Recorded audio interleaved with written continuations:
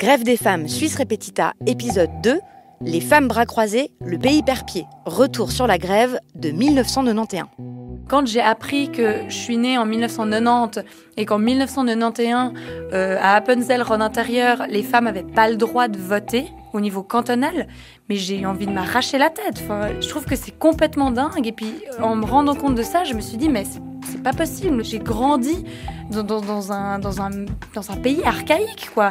Et puis, d'imaginer qu'on a dû se battre pour obtenir le droit à l'avortement qui est arrivé en 2002, ou bien le congé maternité qui est arrivé en 2004. Enfin, je me suis rendu compte qu'en fait, on a obtenu des droits hyper tardivement, quoi. Enfin, et que toujours les femmes ont obtenu des droits en luttant. On connaît mal l'histoire des luttes des femmes pour leurs droits. Elle n'est pas transmise, pas enseignée à l'école, pas montrée dans les films ou à la télévision. Alors très vite, tout est oublié. Moi, c'est en préparant ce documentaire que j'ai appris qu'en Suisse, en 1991, en 91, il s'était passé quelque chose d'exceptionnel, une énorme grève féministe. Plus de 500 000 femmes étaient descendues dans la rue. C'est comme s'il y avait eu 5 millions de Françaises qui défilaient. Ce sont ces luttes qu'on veut vous raconter dans cet épisode. Comment est-ce qu'elles ont été rendues possibles ? Mais avant, c'est important de comprendre dans quelles conditions ont vécu les femmes en Suisse. Vous allez entendre les récits de Geneviève, Marina, Monique, Annette et Françoise. Elles avaient 20 ans dans les années 60 et 70. Et il faut savoir que la Suisse a été un des derniers pays au monde où les femmes ont obtenu le droit de vote. C'était en 1971. Je garde un souvenir particulier lorsque nous avons reçu le droit de vote. J'avais 22 ans. Mon père m'avait préparé ma liste en me disant pour qui je devais voter. J'ai déchiré la liste, bien entendu. Lorsque je me suis mariée, mon mari était encore étudiant. Je devais avoir son autorisation pour ouvrir un compte en banque. Alors que je gagnais ma vie et que lui était étudiant, je ne pouvais pas ouvrir un compte en banque. Puis alors la discrimination salariale, je gagnais 1500 francs à 2000 francs de moins que des gens qui avaient fait les mêmes études que moi à travail égal. Donc il y avait bien des raisons de me révolter. Je m'excuse de revenir à votre âge, mais étant donné que vous avez bientôt 70 ans, que nous sommes en 2019, mais que l'avortement n'a été dépénalisé dans la loi qu'en 2002, ça voulait dire quoi dans la vie des femmes avant 2002 ? L'avortement était interdit dans le code pénal, sauf en cas de grave danger pour la santé de la mère ou de l'enfant à venir. Tout résidait dans l'interprétation du mot « santé de la mère ». Les cantons les plus libéraux l'interprétaient comme bien-être physique, psychique et social, selon la définition de l'OMS. Et donc, dans certains cantons, l'avortement n'était pas pénalisé, mais il devait évidemment être autorisé par un avis conforme donné par des médecins. Et dans d'autres cantons, alors c'était juste interdit. Je veux dire, ça ne se faisait pas. Parfois, les femmes, elles prenaient le train et elles allaient dans le canton d'à côté.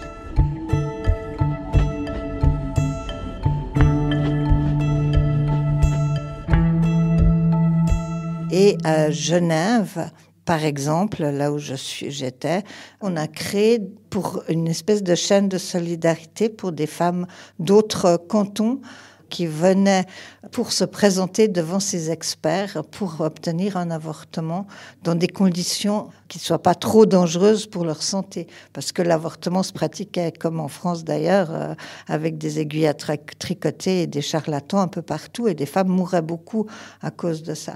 Donc nous, on organisait justement une filière qui permettait aux femmes de venir se faire un avortement, et elles le faisaient souvent en cachette de leur mari, et donc repartaient le soir même en reprenant le train toute seule. Moi, ça m'a beaucoup marqué, j'étais très jeune à l'époque, et de voir ce désarroi de ces femmes qu'on devait préparer à pleurer devant des hommes en blouse blanche qui les écoutaient puis qui décidaient si oui ou non elles y avaient droit. Et c'était très très émouvant, et c'est clair que ça m'a rendue férocement pour l'avortement libre et gratuit. Vous êtes enceinte à 19 ans ? C'était vraiment pas prévu. La seule sortie que je voyais, c'était d'épouser le père de l'enfant. Et être mère célibataire, c'était pas un choix possible non plus ? Et j'aurais fait comment ? Je serais restée chez mes parents avec ce bébé qui était quasiment une preuve de péché. C'était pas possible pour moi. J'avais pas de formation professionnelle, j'avais un bac, mais je pouvais pas gagner ma vie comme ça avec un bac. Et comment j'allais gagner ma vie avec un bébé quand il n'y a pas de structure d'accueil pour les enfants? Une des choses qui menaçait les mères célibataires à l'époque, si elles ne se mariaient pas, c'est que l'État nomme un tuteur pour l'enfant. C'est-à-dire que la mère était là, mais on la considérait comme insuffisamment capable de s'occuper. Et dès lors, l'État nommait un tuteur qui allait être responsable pour le devenir de cet enfant. Elles étaient un complément de l'homme. D'accord ? Alors, ma foi, si on a que le complément et pas la partie centrale, ça vaut rien. Mes parents, pendant un moment, comme beaucoup de couples, étaient en crise et sont partis en instance de divorce. Et j'avais 14 ans et mon père avait droit de prendre les 2/3 des meubles et des biens de la famille, alors qu'il restait mon frère, moi et ma maman. On était donc 3, lui il était tout seul et il avait droit aux 2/3 des biens. Et ça, c'est quelque chose qui m'a fascinée et qui m'a révoltée profondément. Donc c'était matériel au départ. Et puis le désarroi de ma mère dans cette situation qui me disait « mais tu sais, on va plus m'inviter nulle part et puis je serai plus rien et puis socialement, qu'est-ce que ça veut dire une femme seule ?» Et de voir ma mère dans cet état, qui était une femme assez indépendante et qui avait son franc-parler, de la voir se liquéfier à l'idée de se retrouver seule. Et puis, on cherchait les torts à l'époque dans un divorce. Et parmi les torts, il y avait le fait de mal tenir son ménage. Et on appelait les amis de la famille à venir témoigner pour dire qu'effectivement, quand ils étaient venus, ils avaient vu, notamment, je me souviens de ça, de la poussière sur la télévision. Donc, on récapitule. En 1971, les femmes suisses obtiennent le droit de vote. En 71, c'est au niveau fédéral. C'est-à-dire ? Alors, désolé pour ceux qui sont déjà au courant, mais voilà, la Suisse, c'est une confédération. Il y a 26 cantons et chacun a sa propre constitution, parlement, gouvernement et tribunaux. Donc, il y a des différences entre les cantons. Par exemple, pour le droit de vote, les femmes des cantons de Vaud et Neuchâtel ont pu voter dès 59. Par contre, dans d'autres, ça a pris beaucoup plus de temps. Bon, ça nous fait un petit détour, mais on a vraiment envie de vous raconter l'histoire du canton d'Appenzell, Rhodes extérieur. Le canton d'Appenzell devait voter pour le droit de vote cantonal. Alors, une équipe d'étudiants est en Appenzell pour voir cette Landsgemeinde. Tous les hommes avec leurs armes aux côtés. Et puis, on a entendu ces messieurs en grande robe noire poser une question dont on ne comprenait évidemment pas un mot, mais on savait de quoi ils allaient parler. Et personne qui répond. Voulez-vous le droit de vote? Puis brusquement, on a vu une main. Je me souviens de la première main, deuxième, troisième. Les mains se sont levées et il y a eu un hurrah absolument énorme. Et là, j'étais avec eux. Elles pouvaient même pas voter. Donc, je me souviens avoir été avec elles complètement. Et on a vu à la fenêtre d'une maison une dame, telle qu'on imagine la paysanne, vraie paysanne, ouvrir les volets avec des pincettes. Elle a mis un énorme drap sur lequel c'était marqué en suisse allemand, évidemment. Les femmes, c'est fait pour rester à la maison, s'occuper des enfants. Et on n'a rien de faire du droit de vote. Donc, cette journée du droit de vote en Appenzell, ça, c'était quelque chose. Ok, donc on récapitule. 71, droit de vote des femmes suisses au niveau fédéral. 84, les femmes mariées n'ont enfin plus besoin du consentement de leur conjoint pour initier des procédures légales. Et en 91, elles peuvent voter dans tous les cantons. Et il y a un événement majeur dont on n'a pas encore parlé.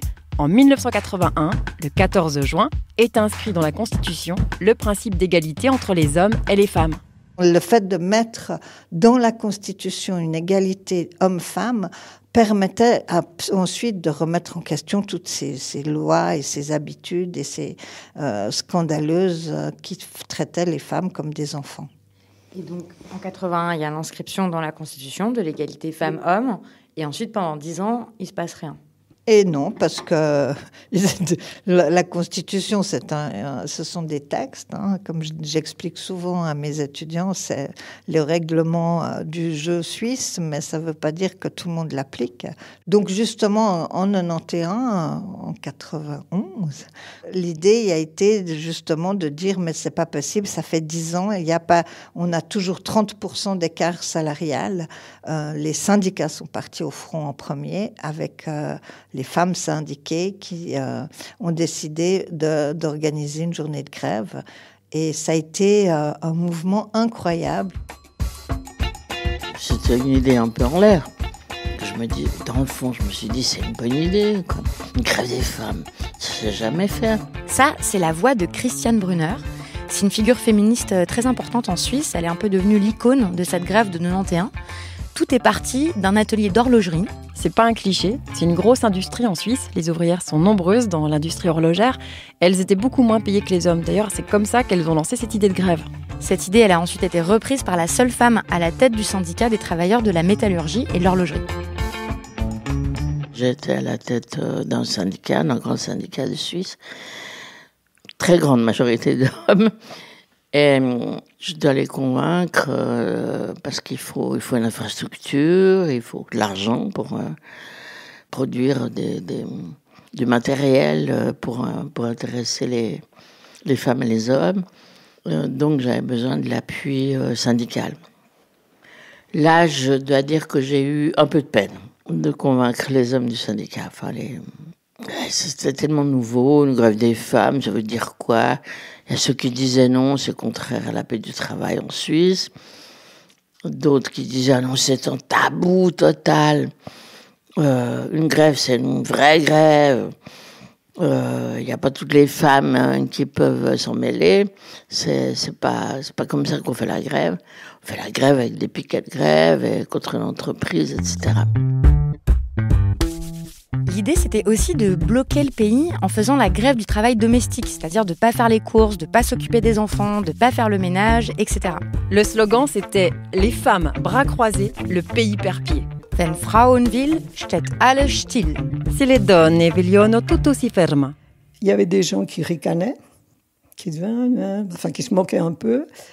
Il y en a qui trouvaient que c'était un scandale, parce que c'était très transgressif à cette époque-là.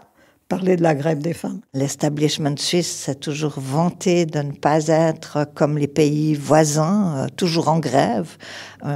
D'ailleurs, en disant que c'est grâce à ça que l'économie fonctionne en Suisse et que tout va bien. Et donc, la grève a toujours fait un petit peu peur en Suisse. Qu'est-ce qui vous animait, vraiment personnellement ? C'était de se retrouver entre femmes. C'était de pouvoir avoir la parole comme femme, de pouvoir échanger sur qu'est-ce qui nous concernait, nous, montrer qu'à l'hôpital, on était les plus nombreuses, que sans nous, il n'y avait rien qui marchait, etc. C'était vraiment ce plaisir d'être les femmes et il faut tenir compte de nous. J'étais très inquiète parce que tout le monde m'avait dit, écoute, c'est vraiment une idée, elle est très originale, mais enfin, c'est la tienne. Si ça ne marche pas, c'est ta faute. Donc j'ai fait des cauchemars pendant des semaines qui ont précédé le 14 juin 91, la veille encore. Je me disais, il n'y aura personne, quoi. Je disais, ça va peut-être pas marcher. Je savais pas. On n'avait pas Internet, on n'avait pas de retour vraiment sur ce qui se passait dans les régions. On avait fait ce petit tract ici qu'on voit, avec ici un talon réponse, parce qu'on n'avait pas les réseaux sociaux, tout ça. La grande nouveauté à l'époque, c'était le répondeur téléphonique. Alors on avait fait un petit talon qu'on peut découper, où... chaque personne recevait ce tract. Vous pouvez dire, j'aimerais 5 badges, 3 brochures explicatives, etc. Mettant son nom, son prénom, son adresse. Ou pouvait téléphoner à un répondeur automatique qu'on relevait tous les jours. Et on a envoyé des centaines et des centaines de petits paquets dans les 4 coins du canton, parce qu'on s'était limité au canton de Vaud, parce que Genève, ça paraissait déjà très très loin, et puis Berne, c'était quasiment l'étranger. Et on avait comme ça vu qu'il y avait des milliers de femmes qui s'impliquaient dans la préparation de la grève en commandant du matériel. Je me rappelle, ce tract, c'était 15 000 francs. Et quand on a décidé de le faire, les 150 000 exemplaires à 15 000 francs, on n'avait pas un franc en caisse, pas un franc. On a ouvert un compte de chèque postal, fait des appels aux dons, et à la fin de la campagne, on était clean du point de vue financier. On n'avait pas de dette. Vous pouvez être fier. Oui, il y a de quoi, parce que dans nos petits paquets qu'on envoyait, on avait toujours une petite facture et un bulletin de versement, et les femmes payaient. Ça pouvait coûter 7,50 francs, elles payaient. Oui, on s'en est sorti financièrement. Mais qu'en était-il de la crainte, de la peur ? Et à l'époque, la majorité des femmes en Suisse n'étaient pas professionnellement actives. C'était la fin de ce modèle. Lorsqu'on a des enfants, on reste à la maison pour les élever. Donc je ne pense pas que la peur était... Évidemment, la peur de la grève en général, oui, parce qu'en Suisse, la dernière grève générale, c'est 1918. Donc une grève, c'est quoi ? On fait comment on s'y prend ? Est-ce qu'on doit demander la permission de pouvoir se mettre en grève et tout ça ? C'est des questions qui reviennent toujours. Ça fait partie de l'idéologie dominante. c'est-à-dire qu'il faut être respectueux des règles et demander la permission et docile. Il y a un dicton qui dit que dans chaque personne, il y a un petit policier qui dort, et puis que chez les Suisses, il est réveillé. Cette idée dans la tête qu'en Suisse, on ne fait pas la grève, ça a volé en éclats avec la grève des femmes de 91. C'est remarquable.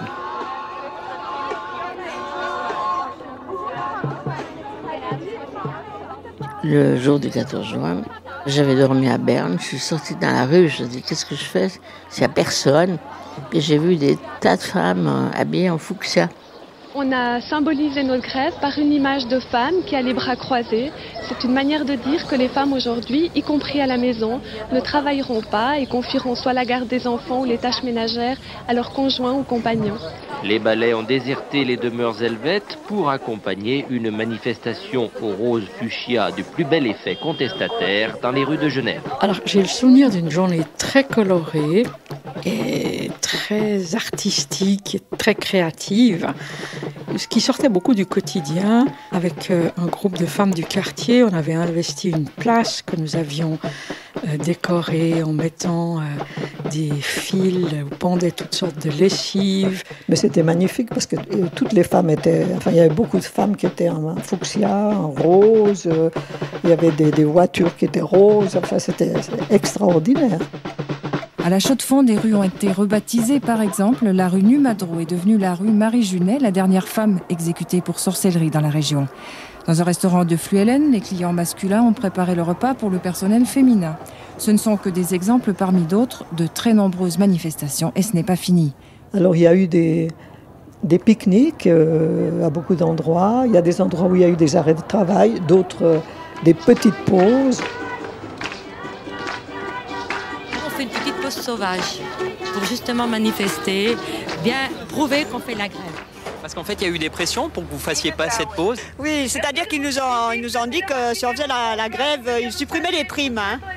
Bon, au premier abord, ils ont dit ceux qui faisaient la grève, ils restaient une semaine à la maison, qu'ils ne payaient pas. Et puis moi, je me suis renseignée justement au syndicat Martini, il m'a dit qu'ils n'avaient pas le droit. Alors j'ai dit au chef qu'ils n'avaient pas le droit de faire rester les femmes à la maison. Alors il a dit les primes, ils pouvaient les supprimer. Et puis les femmes ici, ils ont dit qu'ils s'en foutaient des primes parce qu'entre 30 et 50 francs de primes, ils pouvaient supprimer, que ça faisait rien. Nous nous sommes réunis devant la machine à café.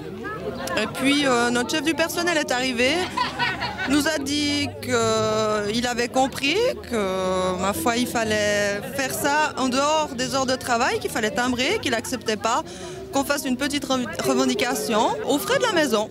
Voilà, alors nous avions pris nos cartes dans le bras, nous avons timbré, et nous sommes sortis.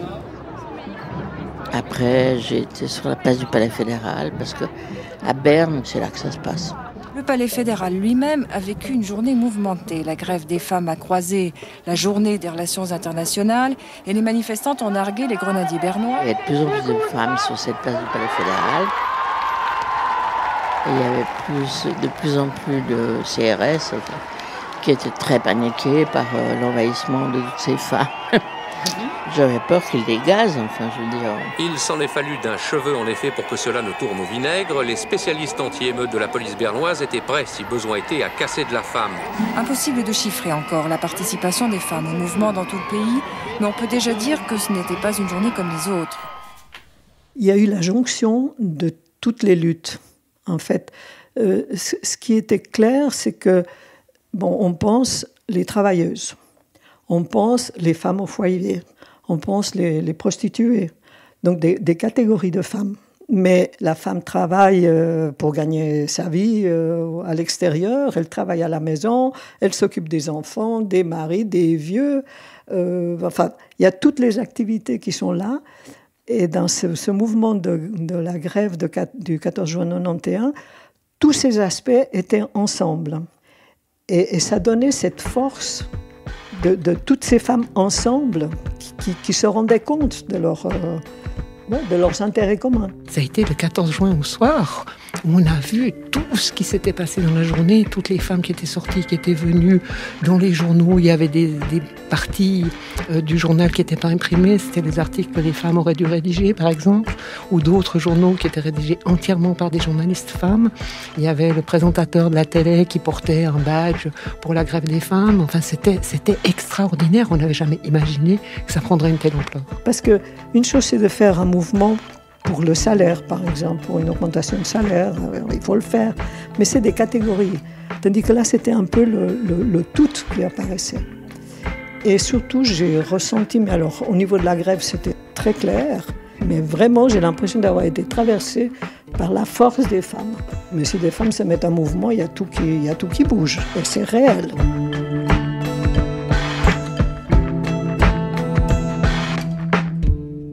Et on a obtenu, après ça, une loi d'application qui devait contraindre les employeurs à appliquer la loi d'égalité homme-femme et donc l'égalité salariale. Mais voilà, c'était pas si simple. Parce que, bon, on a vu aussi qu'une fois qu'on a fait la grève, pendant quelques années, la question des femmes était importante, publiquement. On a vu qu'il y avait plus de femmes qui arrivaient du point de vue politique. Bon, effectivement, finalement, on a obtenu l'assurance maternité, le droit à l'IVG. Donc, il y a eu toute une série de choses. On voyait que dans les médias ou dans le politique, on tenait compte des femmes. Et puis, peu à peu, cette importance a diminué. D'avoir vécu la grève féministe de 91 et dû attendre des années avant d'obtenir satisfaction pour certaines de vos revendications, qu'est-ce que ça vous a fait ? Ça donne de la patience, voire de l'entêtement. Parce que dans la Constitution suisse, il y avait depuis 1946 une disposition qui disait que la Confédération devrait faire une assurance maternité. Ça a été concrétisé en 2005, d'accord ? Les droits des femmes ne sont jamais vraiment acquis. Chaque fois qu'on obtient quelque chose, c'est le produit d'une bataille. Si on n'avance pas, on recule. Et les droits des femmes, ils ne sont jamais garantis. Donc c'est très bien s'il y a maintenant des jeunes générations qui se battent parce que c'est vraiment nécessaire. Et donc là, vous allez participer, vous voulez aller manifester le 14 juin ? Oui, c'est entendu. Oui, bien sûr, bien sûr. J'ai mes drapeaux. Je vais probablement manifester avec un groupe de femmes, les vieilles femmes indignées qui luttent pour leur dignité. Où il y a plusieurs femmes qui ont fait la grève en 91. Et de le vivre avec une nouvelle génération, voire deux nouvelles générations, voire d'autres générations, tout court. Ça, c'est juste épatant. Parce qu'on avait l'impression, dans les années 90, les années 2000, que le féminisme s'étiolait, que ça devenait très institutionnel, que c'était, juste, il faut plus de femmes dans l'encadrement et dans les postes supérieurs, il faut briser le plafond de verre. Et tout à coup, on a de nouveau une mobilisation féministe extraordinaire autour des questions du corps, autour des questions des violences, autour des questions je veux vivre ma vie, je veux choisir, j'ai le droit, etc. C'est magnifique. Et quand vous les voyez rejoindre le mouvement ? Une énergie et une joie merveilleuses. C'est vrai qu'elles sont pleines d'idées. Hein. Oui, elles sont merveilleuses. La relève est assurée, c'est bon, je suis contente. Dans le prochain épisode, ce sont ces femmes que vous écouterez. Les femmes de la nouvelle grève du 14 juin 2019. Binge. Parce que c'est beau de voir toute cette énergie ensemble, quoi. Pour moi, c'est une beauté, en fait, de voir cette force commune. On est vraiment un fleuve.